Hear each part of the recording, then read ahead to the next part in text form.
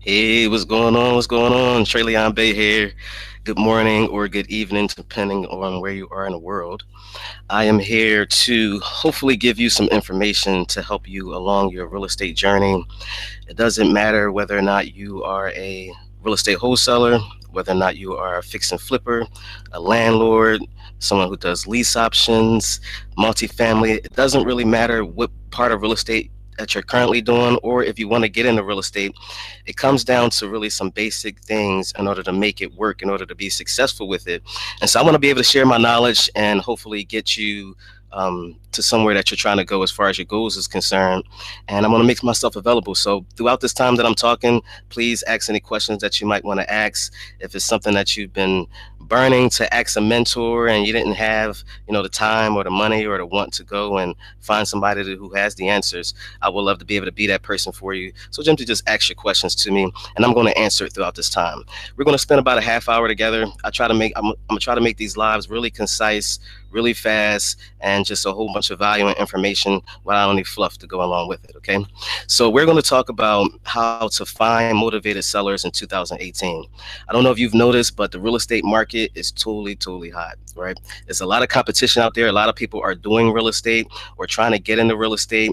When the market is hot, you have a whole lot of influx of people who are looking for deals.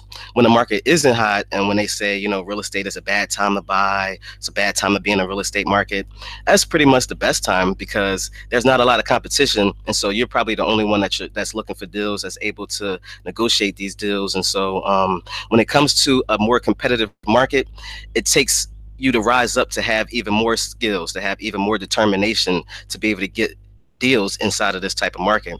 And so I want to try to, have a conversation with you about what you feel is happening right now in the market and where you are, because every location is different, of course. So I'm based in Atlanta, Georgia. Right now I'm in Thailand, but my real estate business is pretty much based in Atlanta, Georgia. You can do deals around the world depending on, how you do real estate. If you're a real estate agent, then, you may be trapped to just a certain area, but you still have the capabilities, even if you're an agent, to be able to be a principal in the deal, to be an investor when it comes down to it, and you can still do deals anywhere around the world. And so you don't want to just tie yourself down, even if you're a real estate agent. I started off as a real estate agent. I'm still a licensed real estate agent. I don't do it as much because I'm a real estate investor now, and I've kind of found my path that way. But I remember starting off as a real estate agent, and I remember just being brand new, wet behind the ears, just looking for someone that would kind of take me under their wing and show me what to do, right? And so I started off, and I moved from Philadelphia all the way down to Atlanta, Georgia. I didn't know what I was going to do, and I ran into a job that consisted of real estate, and so that's where I got my start at. But I remember just the first time when I got my license, I remember just traveling around from brokerage to brokerage to brokerage. I literally think I went to about 7 or 8 different brokerages within a couple year, 2 to 4 year time span. And what I was doing as a newbie is I was looking for a broker who would pass me leads, seller leads. So I wanted them to be able to just hand them right over to me, right? Because I didn't know how to generate them myself. And then I was looking for them to teach me how to actually talk to sellers, walk me through the deals, how to negotiate them. And I was looking for someone who can show me all of those steps. But quickly I found out that it didn't matter whether or not I went to a huge brokerage or whether I went to a small mom and pop brokerage. I couldn't find anybody who would give me the time of day, who would just hand me over the information. And then I couldn't find any brokers who really would stick to their promise of actually sending you over enough leads for you to survive. So a lot of brokers will say, well, you get leads when you come over here, but you don't know what type of leads they are. You don't really know how to work the leads when you're first starting out. And so you still find yourself in a place where you have to really find your own type of style. You really have to figure out this business almost on your own through trial and error, because everybody does it differently. And what I found is that real estate is a business. It's not a job. It's not something where you get a set income. It's not something that you can just come into, get some quick training, and then get right along on your journey. It is a business that you really have to jump in, get your feet wet, and start really making mistakes in order for you to be successful. So one of the big things that I can say, if you're someone who's just starting out, Don't be afraid to make mistakes. You're going to mess up some seller calls. You're going to mess up when you're reaching out to people. But the point is to keep going and to be consistent. And what I found right now in 2018 is the biggest thing as far as you getting real estate deals right now is that you have to be consistent and you have to follow up. You have to be able to try new creative things. And then when you do find something that works for you have to hit it really, really hard and hit it consistently. If you think about it, if there's more people out there that's trying to do real estate deals, right? You have more letters that's being sent out there to sellers. Sellers are receiving more and more phone calls than they ever was before. And so at this point, you have to figure out how you can stand out. And so that's what we're going to talk about right now. And I'm going to share my screen with you just so you can see how we're going to break this down today.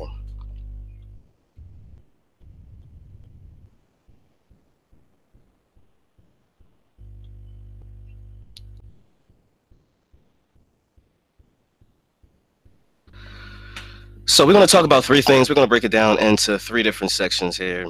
First, we're going to talk about what makes a seller motivated. Then we're going to talk about where to find motivated sellers. And then we're going to talk about how to contact them. All right, so that's what we're going to do today. Tomorrow, next week when we talk, we're going to talk about how to talk to motivated sellers and exactly what to say to them. But for this one, we're just going to talk about these three things because this is what you have to start off in any type of real estate. Doesn't matter what you're doing. Like I said, you can do any other niche, any strategy. But when it comes down to it, to get started, you'll have to find a deal first. And so this is where a lot of people get trapped out at when it comes down to either you're just getting started or whether you already started, you found a few deals, but now you're trying to figure out how can you turn it up? How can you get to the next level? How can you make it more consistent? Or how can you get real estate deals on demand when you really need it? And I feel like understanding these three things is really key and to be able to make this business work, regardless of whether or not you're in a competitive market or you're not in a competitive market. So let's talk about first what makes a seller motivated. Because even though when we're in this industry and we're always talking about trying to find seller leads, or we're always trying to find motivated sellers, but it's rare that we really talk about what makes the seller motivated in the first place.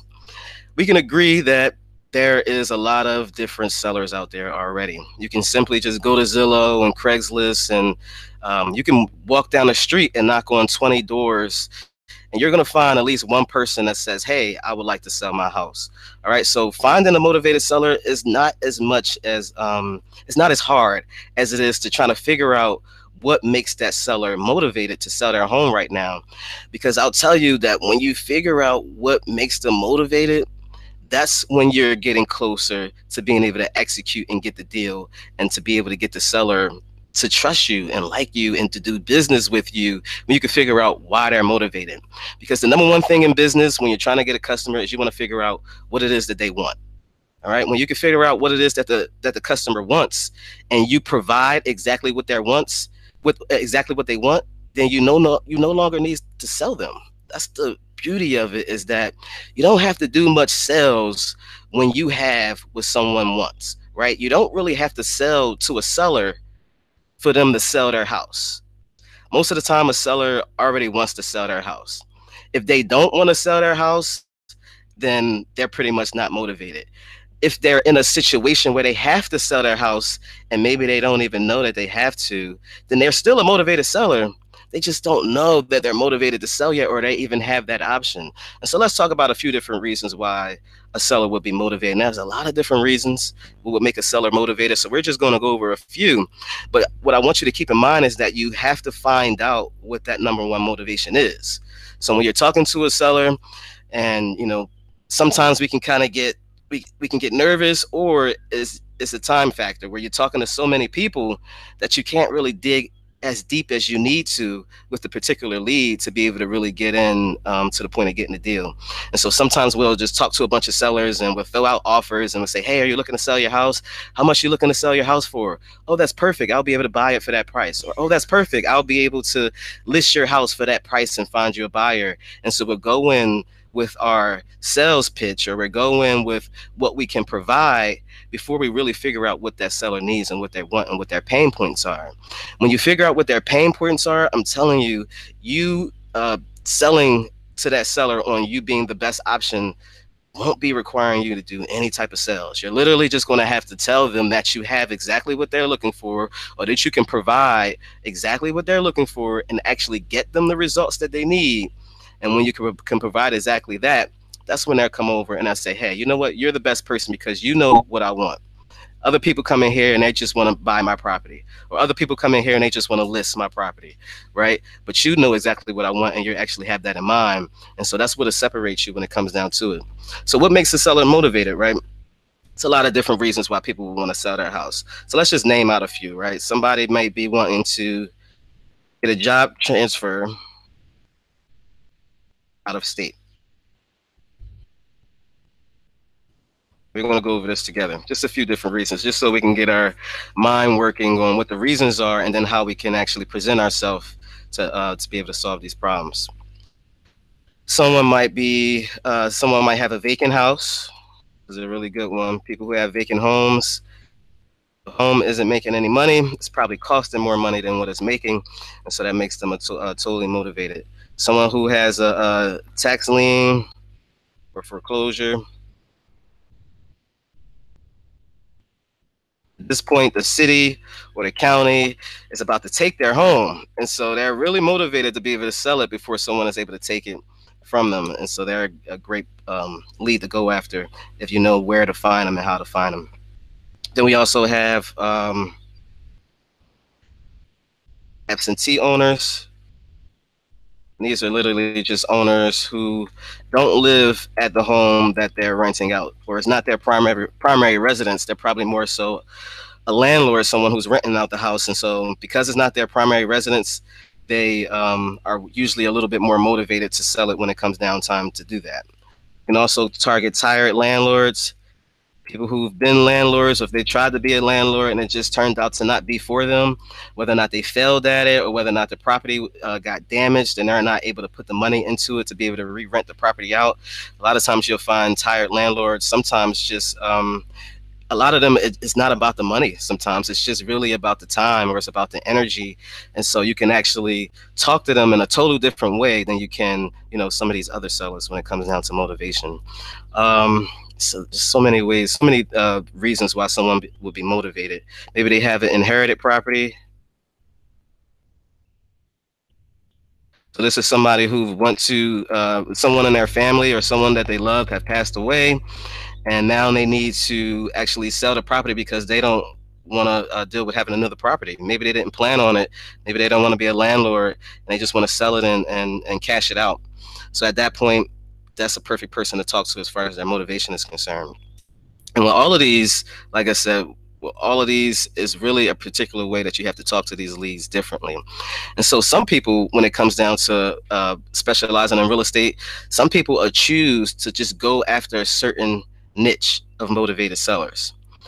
Me personally, I kind of focus on all of them in a way, but I really do like a few of them that stands out to me as far as when I look back at my deals and I look at which ones actually turned into deals. There are specific ones that I feel like turned into deals, but I've gotten deals almost using all of these motivations, really. Inherited properties, tired landlords, absentee, vacant houses, transfer out of state.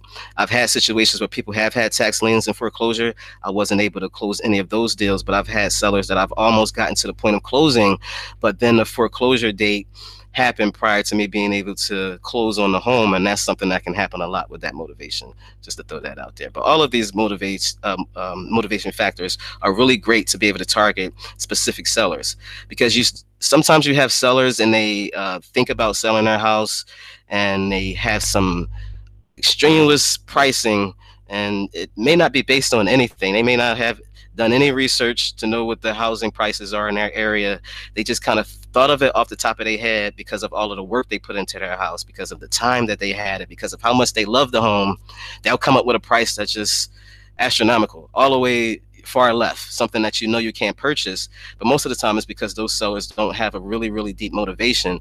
They were just thinking about selling their house and was hoping that they can kind of cash out on it in a dreamland type of state. But even with those sellers, if you position yourself in the right way, you can still bring them back to reality and eventually get the deal. But the easiest low-hanging fruit are the ones that already have a deep motivation to be able to want to sell right now. And sometimes you'll be able to combine some of these things into one, and you'll get a super motivated seller if you can find someone who has multiple motivations in order for them to sell right now. So again, if you If you find these motivated sellers, you'll find yourself not really having to do as much sales. The thing that you really want to focus on is how you can present yourself to these sellers. All right, so let's talk about that a little bit. If someone if someone is transferring their job and they're leaving out of state, when you're talking to someone on the phone, let's say an example. Let's just say you've sent out some postcards, or even you're doing some cold calls from people who've listed their home on Zillow, and you give them a call and they answer the phone, and you go over the basic questions like, oh, that's great, you're looking to sell your home. How much are you looking to sell your home for? How many beds and baths does it have? Does it need any repairs? Things like that. But the questions that you really want to focus on after you get those basics is, why are you looking to sell your home? And then after that question, you'll find yourself having to ask a whole lot more questions that goes into that. So don't just leave it at, why are you looking to sell your home? Oh, I need to sell my home because, we're leaving out of state. Or some of them may not even say that much. They'll say, oh, I'm looking to sell it because I don't want it anymore. That'll keep it really, really basic, right? It's really up to us to be able to ask those hard questions. Sometimes it seems like you're prying. Sometimes it seems like, it's making the situation uncomfortable or awkward, but it's really us that has to take it there in order to find out their true motivation, in order to really help this seller. Because if you don't know their true motivation, you really don't have their interest at mind. All right. And if you don't have their interest in mind, people are able to sense that. They can tell when someone doesn't have their best interest in mind. So you definitely want to be able to ask them why they're looking to sell their home. And then even after they answer that question of why they're looking to sell their home, then comment on that. Oh, you're looking to move out of state. Oh, why is that? Why are you looking to move out of state right now? And they'll say, oh, well, I'm transferring my job right now. I'm going from this job to that job. And, oh, really? Oh, so you used to do that and now you're doing this. How do you like that field? Or, how long have you been in the house? Or how long have you been doing this line of work? And, or what makes you want to go into the new line of work? Or what makes you want to go to the new place? Or why are you moving to the new place? Those are questions that are really, really vital in you talking to the seller. Not only are you going to find out the extra information that you need in order to move forward with the deal and solve their problem, you're also going to end up building a deeper rapport with that person because you're finding out more about them. And the more that you find out more about them and the more that you show interest on them and their personal life, the more that they see is more than just a deal to you. It's more than you just trying to buy their house. You're actually taking interest in them, and it'll help you to stand out from the other millions of calls that they're getting from other people who are actually looking to buy their house or list their house. And so you want to be able to dive deep as you can into that motivation so you can find out that really big trigger on why they're looking to sell their house, because at some point during the conversation, they'll say something really deep and true to them, like, well, I'm transferring my job because my current job isn't, they don't pay enough, and I really have to leave out of state in order for me to get the amount of money that I'm really looking to make. And I have to make more money because we have, two twins that's on the way. We only had one child before, now we have 3 children. And so because we have 3 children, then I have to make sure that we have a bigger home, and I have to make sure that we have I have a bigger career with bigger income coming in, and that's why I need to move out of state and transfer my job. And so then it's like, okay, well, when do you transfer? When is your job transferring? Oh, they're going to transfer me in about 30 days, and I have to be able to, okay, so once they transfer you in 30 days, what are you going to do if you don't sell your house? Like, say you don't sell your house within 30 days, what are you going to do? And so they really start thinking like, well, I may have to rent it out, or, I may have to, whatever option that they think of in their head. You start to really see what their thought process is, then also what they believe their options are before you even start to present your offer or your options. You really get to see where they are. And so when they start telling you the really deep reasons and you start figuring out things, you'll start seeing, okay, so you only have 30 days to be able to sell this house. You don't have another option. So let's say, they were thinking about listing it with a real estate agent. But of course, as we know, when it comes down to listing your home on the market, there's no guarantee on what date you'll actually be able to sell your home. You can't really guarantee that I can sell your home definitely for a fact by this date. It's hard to do that, right, when it comes down to listing your home on the market. But you can get close to almost guarantee them if you can get them to sell their house at the right price. So even if you're an agent or if you're a real estate investor, this would come down to for them, for this particular seller in this situation, if they have to sell within 30 days, it'll come down to you finding the right price to be able to sell this home.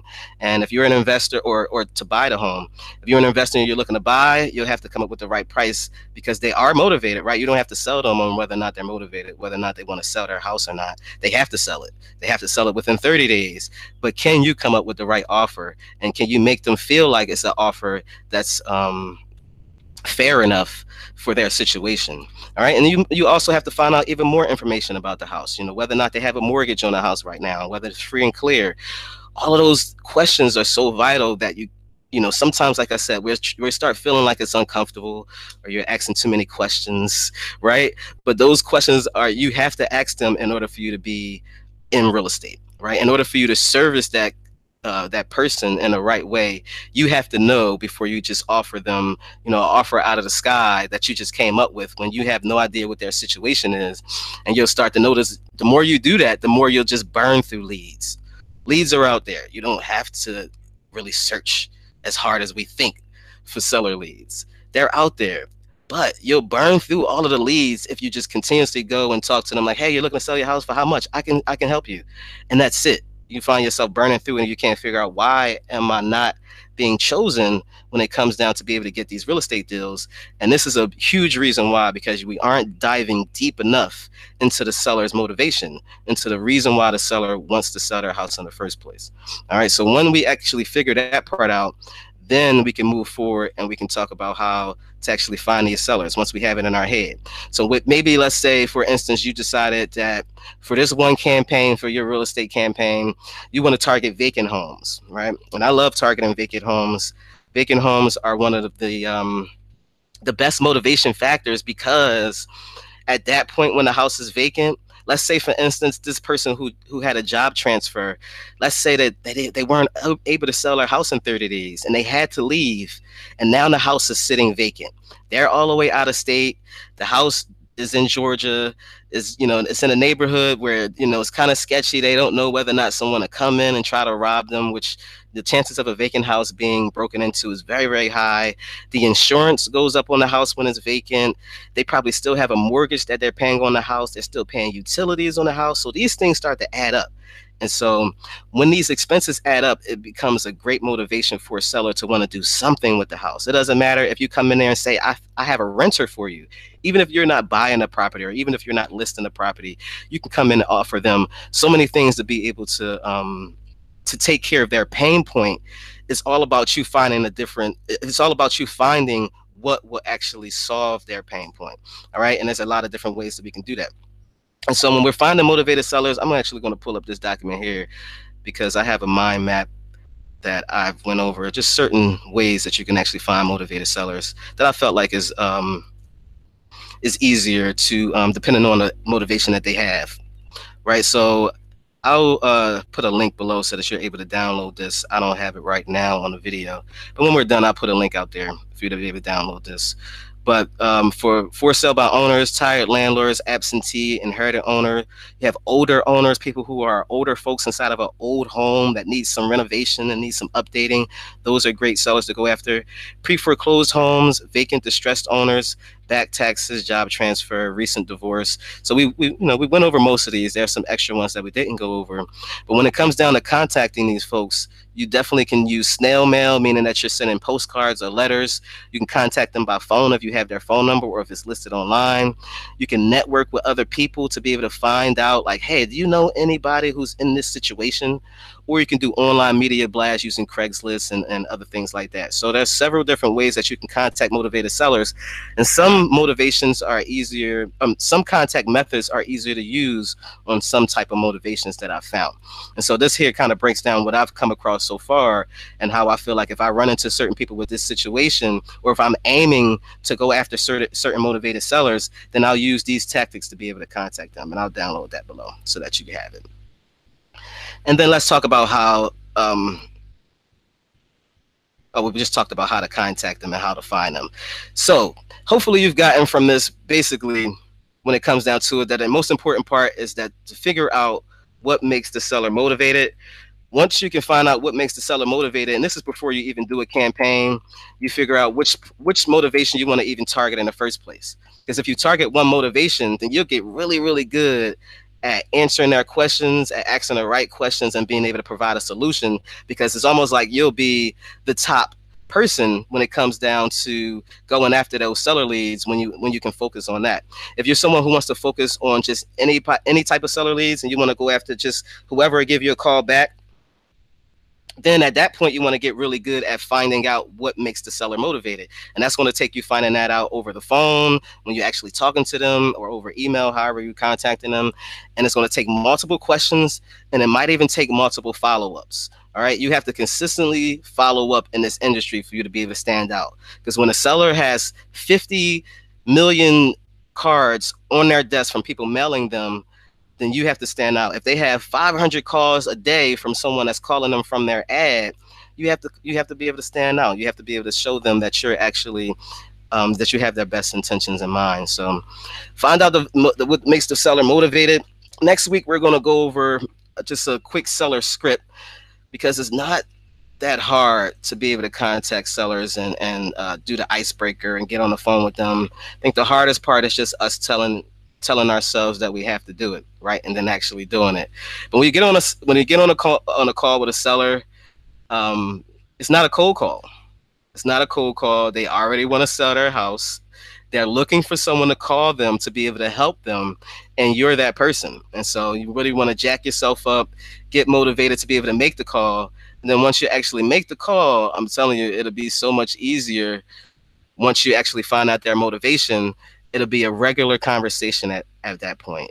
You'll be talking to a regular person. You'll be a regular person. You'll be getting to know them, and then you'll be solving that problem when it comes down to it. So we'll talk about next week. We'll talk about how to talk to sellers, and then after that, the week following that, we'll talk about how to actually structure the deals, because there's a lot of different ways you can structure deals. You can wholesale a deal. You can lease option a deal. You can list the property. You can try to come at a deal for you to be able to fix and flip, or to buy and hold. So we're going to talk about certain strategies too, and the best strategies for certain type of situations.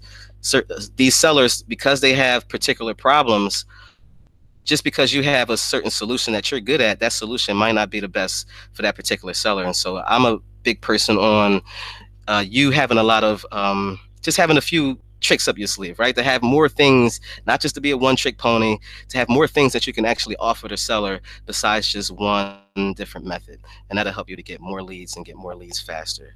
So let me check out to see if anybody have any questions before we end it for the day. No questions here. So hopefully you guys have let me stop sharing my screen. So hopefully you guys got some value from this. Hopefully you'll take that as in, dive deeper with your leads. When you're on the phone with them, when you're contacting them, just dive super deep in what they're looking for. Once you actually have what they're looking for, then you can start to have a really, really deep conversation and start to service them at that point. All right, guys, so I'll see you next week. Peace.